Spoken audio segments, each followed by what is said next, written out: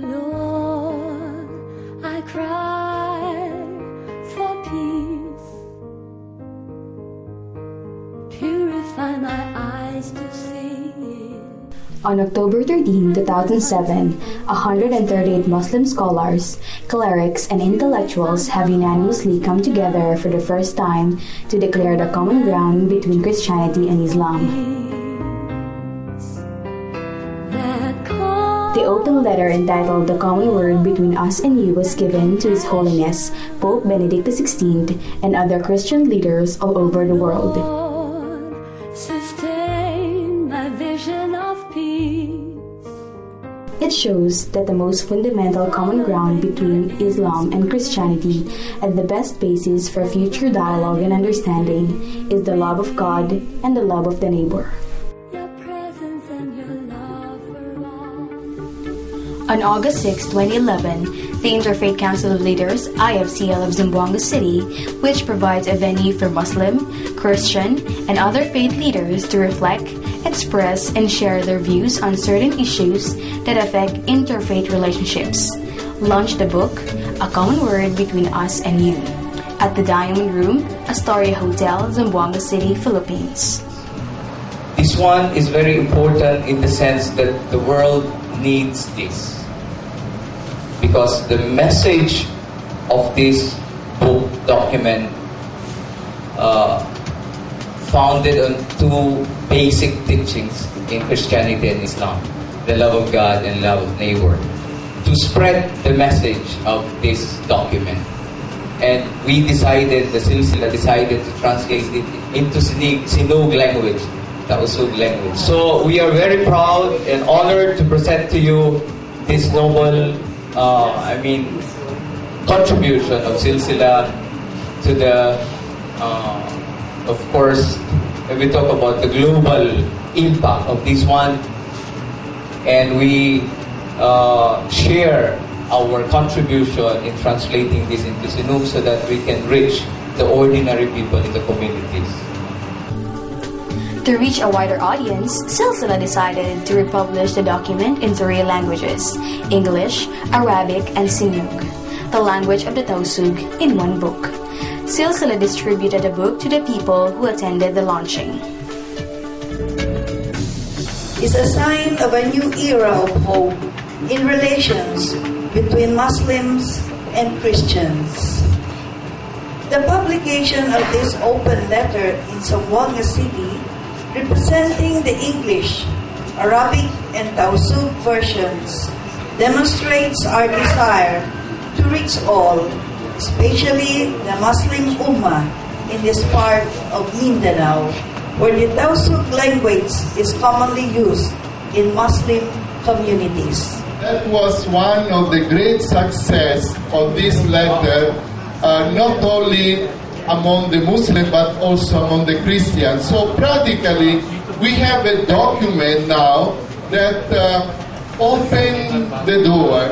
Of course, doors have been opened in different occasions, but this is a very significant moment in the history of Muslim-Christian relation in the world. How the Christian community, we can say the Pope, because it's the most, we can say the biggest leader among the Christian leader in the world, how the Pope Benedict XVI received this letter. Of course, it was with great joy. So it's an initiative coming from Jordan and involving a lot of Muslim leaders in the world.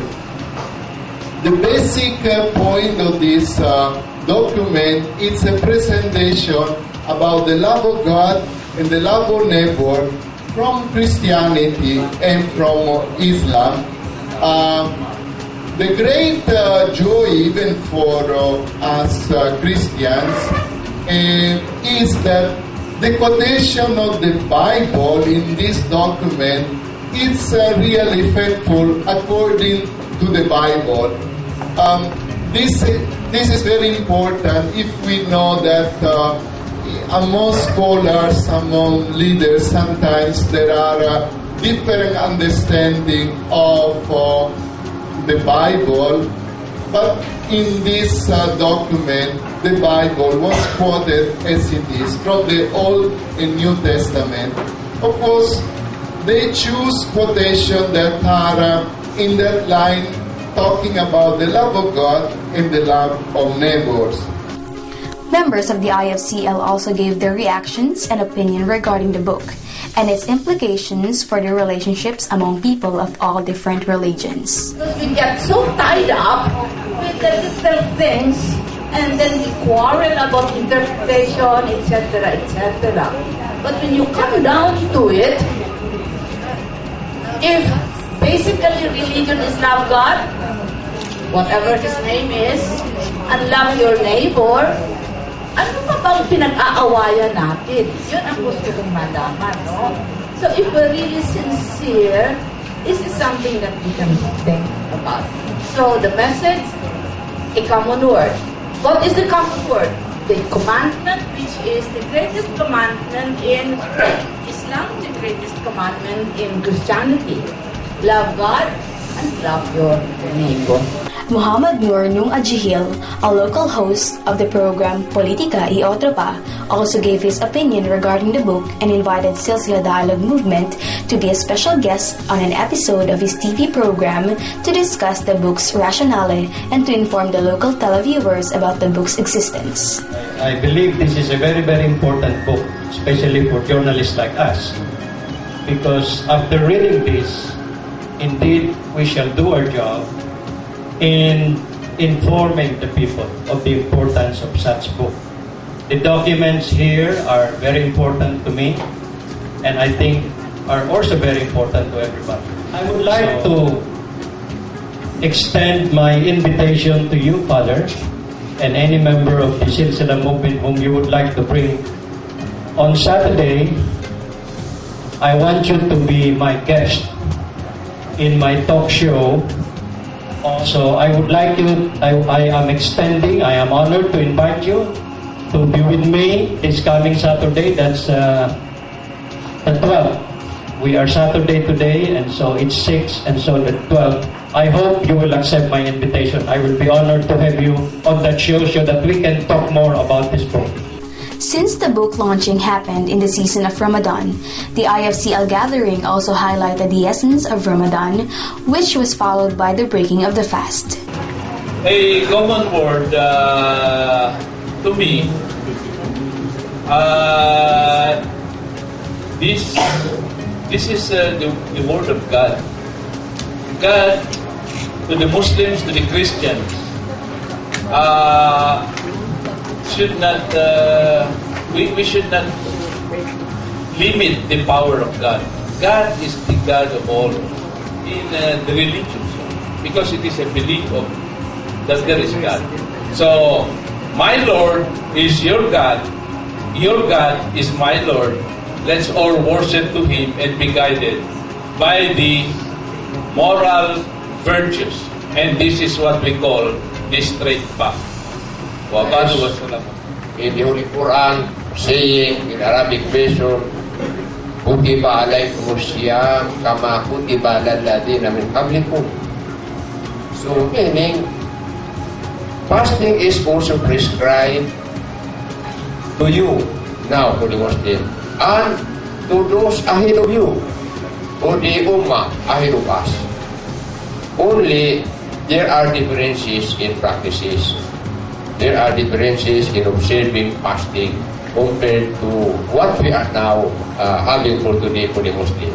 For the Christian, there are also some practices which are not practiced by us. But anyway, as Puchong says, we are serving one Almighty. So yours is yours and mine is mine. We are not here to compare our system of worship, because that will lead to discussion, and everyone is defensive according to his faith. So let us forget about it. Let us centralize our objective on a common words. What is bad to the Christian, what is bad to the Muslim, there we work together hand in hand. Indeed, this event is a manifestation that dialogue as path to peace is indeed working, that this world will be a better place if we will look at the things that make us the same amidst diversity. The common word between us and you is a step for a better coexistence among Muslims, Christians, and other living faiths. The introduction of this document says that we Muslim Christian in the world constitute a bigger number. Almost half of the world population in the world are or Christian or Muslim, and after all the others, denomination, etc. And the documents say we have a very important rule for the future peace in the world.